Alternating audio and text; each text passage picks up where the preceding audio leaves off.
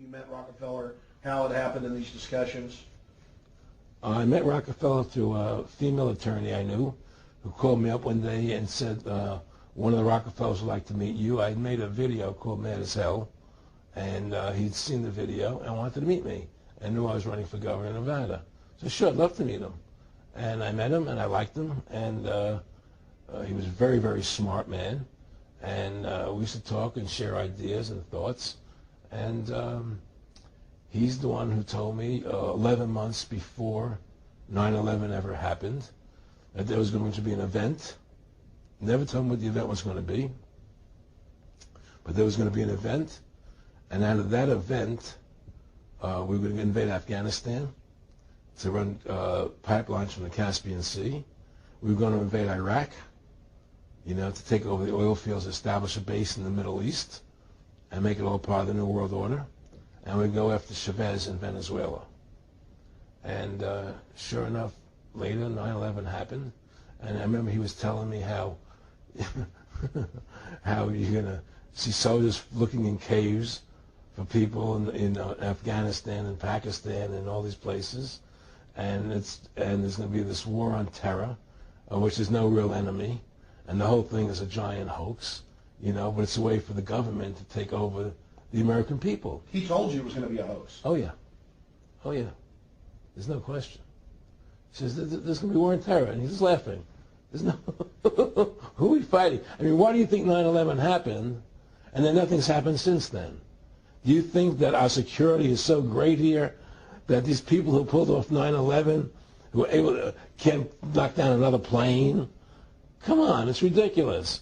9/11 was done by people in our own government and our own banking system to perpetuate the fear of the American people into subordinating themselves to anything the government wants them to do.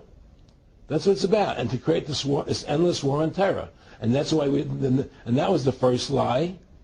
And the next lie was going into Iraq, to get Saddam Hussein out with his weapons of mass destruction. That was the next lie. Now, specifically, this was a little over 6 years ago? This was 11 months before 9/11. Yeah. And Nick Rockefeller, who's a lawyer, he's become your friend over the previous years, and he's saying to you that there's going to be this big event, and then out of that we're going to have a war on terror, and it's just going to go on and on. Right. An endless war on terror without any real enemy. That you can never define a winner. And did he say that it's going to be perfect because you can't define an enemy? It just goes on and on? Yeah, because you can't define a winner. There's no one to beat, so it goes on and on forever. And they can do whatever they want. They scare the hell out of the American public. Look, this whole war on terror is a fraud. It's a farce. It's very difficult to say it out loud because people are intimidated against saying it. Because if you say it, they want to make you into a nutcase. But the truth has to come out. That's why I'm doing this interview.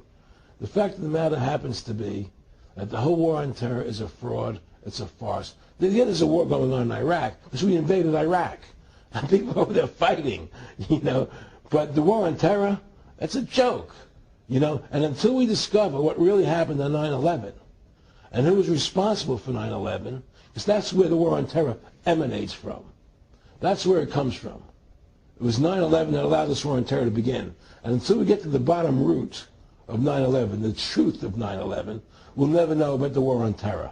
Aaron, you said that he was, and I think it's important, and I know this about the Rockefellers from Dr. Dennis Cuddy and many others, who literally, you'll be 20 years old in a lunch line at college, and no, it's David Rockefeller. And they're experts at recruiting and getting what they call players, and that clearly he was, I want to make it specific and just get you to reiterate what you said last night about you got 30% of the vote, you were having an effect, you made mad as hell, they knew that you'd started the Constitution Party, yeah. They knew that you were somebody who was taking action and getting things done, you'd already made some big films, had a lot of other successes, right. So they were trying to recruit you, and didn't it come down to the point of, hey, we are here to recruit you, and don't worry, your chip's going to say, don't mess with us, this guy's don't touch. Yeah, yes, that did happen. Now, I was definitely being recruited, but it's more subtle than that. Well, in your words, just go through the process, and then when he said. Well, what it is remember we were friends, and we used to go to my house a lot. We'd have dinner, we'd talk, and he'd tell me about business investments that you get involved in, you know, or they would help me with this business investment or that business investment. And was I interested in joining the Council on Foreign Relations?